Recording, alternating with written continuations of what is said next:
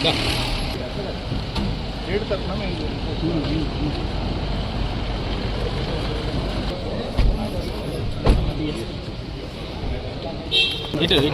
Welcome అమ్మ. నమస్తే, బాగుందా? నమస్తే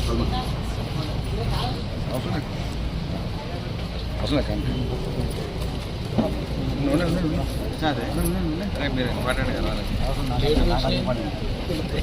నేనే రిసీవ్ చేస్తున్నాను. నేను నాకు అందుకే లేట్ అయింది. మేము ఇస్తున్నాం.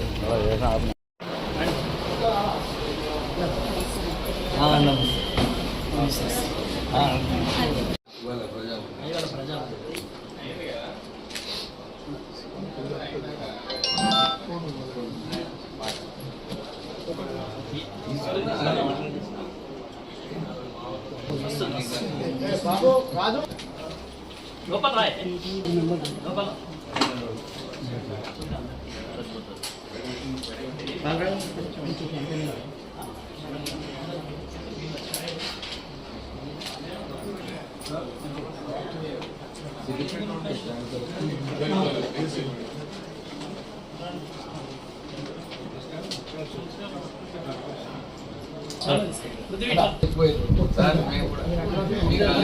చిన్నబాబు అసిస్టెంట్ సార్ HBS USCలో ఉన్నాడు. సార్కి నమస్కారం చెప్పమని అన్నారు. మేడం బాబుని ముందు తీసుకోండి.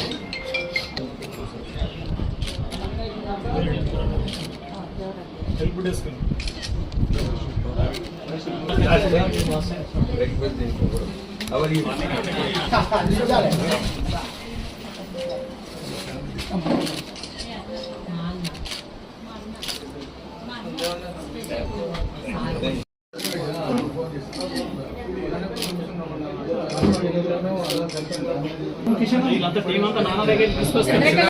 అందరు వచ్చి కొంచెం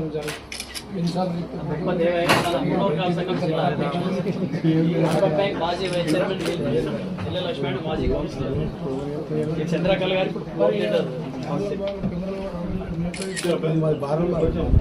స్వరూప గారు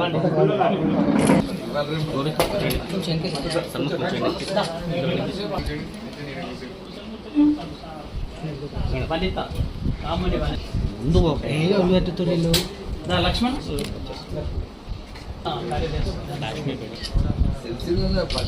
పద్మశాలి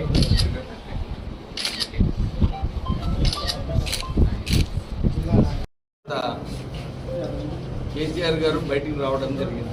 ఫామ్ హౌస్ నుంచి మనమని బర్త్డే అని చెప్పి ఫామ్ హౌస్ నుంచి బయలుదేరి హైదరాబాద్లో వచ్చాడు.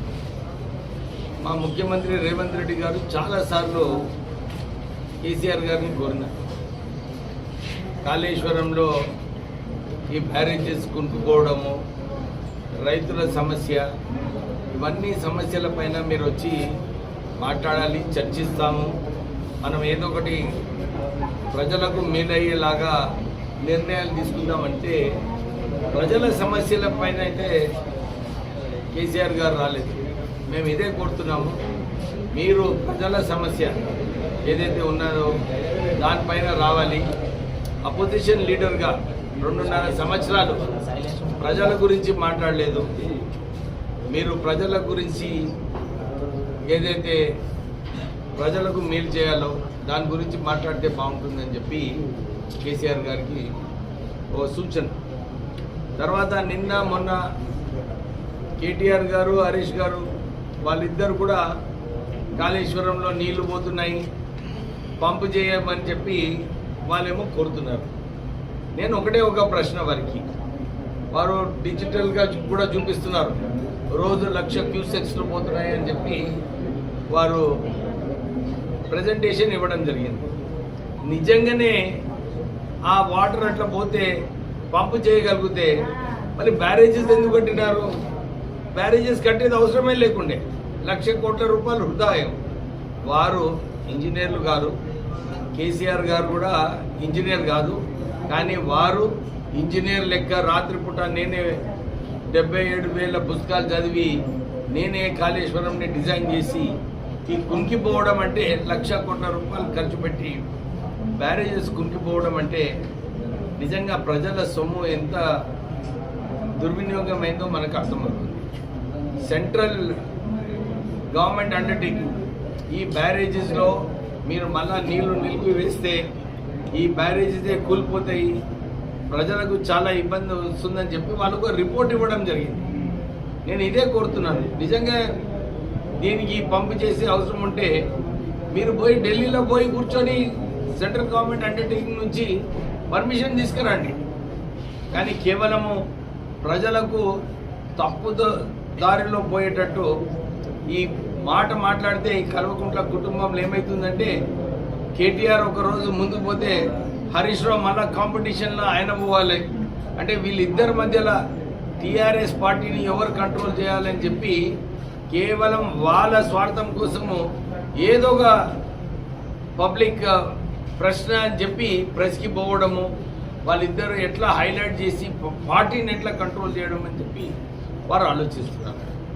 కవిత గారు చాలా మంచి ప్రశ్న వేసినారు. అరే మీకు 1400 కోట్ల రూపాయలు బీఆర్ఎస్ అకౌంట్లో ఎక్కడి నుంచి వచ్చినాయి? ఉద్యమంలోనేమో అందరం కలిసి మనమే ఖర్చు పెట్టుకొని మనమందరం పైసలు పెట్టి ఉద్యమం నడిపించినాము. టీఆర్ఎస్ పార్టీలో అప్పుడు చాలామంది సామాన్యులు కాంట్రిబ్యూట్ చేస్తే పార్టీ నడిచింది. కానీ ఈరోజు 1100 కోట్ల రూపాయలు వచ్చినాయంటే ఇవి అవినీతి పైసలు కాకుంటే ఏంటి? ఇది కేవలం ప్రజల సొమ్ము. ఇది దీని గురించి కేటీఆర్, హరీష్ రావు వాళ్ళు ప్రజలకు సమాధానం ఇవ్వాలి. సమాధానం ఇవ్వకుండా కేవలం ఏదో ఒక పాయింట్ పట్టుకొని, నేను మన సిద్దిపేట రివ్యూ మీటింగ్లో కూడా చూసినాను, అసలు పెద్ద సమస్యల గురించి చర్చ లేదు.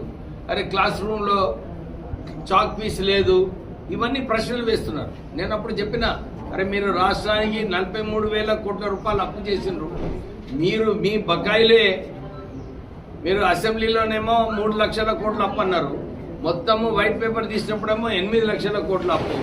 నిజంగా పైసలు ఎక్కడ పోయినాయి? ఇవన్నీ కూడా టీఆర్ఎస్ పార్టీ నాయకులు, కల్వకుంట్ల కుటుంబం వాళ్ళందరూ ఆస్తులు పెంచడంలో కమిషన్లు దోచుకొని ఇవన్నీ కూడా టీఆర్ఎస్ హయాంలో అయింది. నేను వారికి ఇదే కోరుతున్నాను, మీరు ఈ ఎల్నినో ఉండడం వలన ప్రజలకు ఇబ్బంది ఉంది. అందరూ కూడా దీన్ని ఎట్లా ఆలోచించి ప్రజలకు మనము ఒక మంచి ప్రపోజల్ ఎట్లా చేయాలి అని చెప్పి దీని గురించి చర్చకు ముందుకు రండి. చర్చించిన తర్వాత రాష్ట్ర ప్రభుత్వం డెఫినెట్లీ సరైన నిర్ణయము ప్రజలకు ఏదైతే మేలు అవుతుందో అలాంటి నిర్ణయాలు తీసుకుందామని చెప్పి వారికి సూచన. తర్వాత సిరిసిల్లలో నిజంగా చాలా సంతోషం అనిపించింది. ఈరోజు మా నాయకులందరూ కూడా చెప్పినారు, సార్ 3,500 ఇందిరమ్మ ఇల్లులో 2,500 ఇల్లులు ఆల్రెడీ కట్టడం జరిగింది, ఇంకా వేగవంతంగా 1000 ఇల్లు పని నడుస్తుంది. తర్వాత మళ్ళొక 2,000 ఇల్లు ఈ సంవత్సరము మన సిరిసిల్ల నియోజకవర్గానికి వచ్చింది. టీఆర్ఎస్ హయాంలో కేవలము ఓట్ల కోసము మేము డబుల్ బెడ్రూమ్ ఇల్లు ఇస్తాము, డబుల్ బెడ్రూమ్ ఇల్లు కడుతున్నామని చెప్పి వాళ్ళు చేసినారు. కానీ కాంగ్రెస్ పార్టీ వచ్చిన తర్వాత ఇంతకుముందు ఇప్పుడే మా స్నేహితులందరూ కూడా చెప్పినారు, 1970లో ఇందిరాగాంధీ టైంలో అప్పుడు ఇందిరమ్మ ఇల్లులు ఇచ్చినారు. మళ్ళీ 2012లో కాంగ్రెస్ ప్రభుత్వం ఉన్నప్పుడు ఇందిరమ్మ ఇల్లులు ఇచ్చినారు. మళ్ళీ ఒకసారి రాష్ట్ర వ్యాప్తంగా 2 లక్షల కన్నా పైన ఇందిరమ్మ ఇల్లులు కట్టడం జరిగింది. ఇంకా వచ్చే సంవత్సరంలో పెంకటిల్లు లేకుండా మన తెలంగాణలో అన్ని చోట్ల కూడా మనము ఇల్లు ఇవ్వడం జరుగుతుంది. తర్వాత మా మినిస్ట్రీలో అడ్వాన్స్ టెక్నాలజీ సెంటర్స్ స్థాపించడం జరిగింది. ఈరోజే టామ్కామ్ ద్వారా సార్ నేను జర్మనీ పోతా అని చెప్పి ఒక మా సోదరుడు కొడుకు వచ్చి వారికి రిక్వెస్ట్ చేయడం జరిగింది. మళ్ళీ ఒకసారి సిరిసిల్లలో కూడా ఇక్కడ 50 మంది నుంచి 100 మంది ఎవరైతే ఐటీఐ ట్రైన్డ్ ఉన్నారో వాళ్ళకి ఎక్స్పీరియన్స్ ఉన్నదో వీళ్ళందరూ కూడా జర్మన్ లాంగ్వేజ్ నేర్చుకుంటారంటే నేనే మా టామ్కామ్ సంస్థ ద్వారా ఇక్కడికి ఒక ట్రైనర్ని పంపించి వీళ్ళకు జర్మన్ లాంగ్వేజ్ నేర్పించి వీళ్ళకు ఉద్యోగ అవకాశాలు జర్మనీలో, జపాన్లో ఇప్పించగలుగుతారు మా టామ్కామ్ సంస్థ అని చెప్పి ఇక్కడ సిరిసిల్ల ప్రజలకు చెప్తూ ఈ అవకాశం అందరూ కూడా వాడుకోవాలి. మా నాయకులందరూ కూడా చెప్తున్నాను, మీరు తీసుకురండి, ఒక సెంటర్ పెడదాం. ఇక్కడ కలెక్టర్ గారికి చెప్తాను, ఒక సెంటర్ ఓపెన్ చేసి వాళ్ళందరికీ కూడా సరైన భోజనాలు స్టైఫండ్ ఇస్తూ మనము 100 మందిని ఇక్కడ సిరిసిల్ల నుంచి జర్మనీకి తీసుకువెళ్ళే కార్యక్రమం తీసుకుందామని చెప్పి కోరుతూ ముగిస్తున్నాం. Thank you.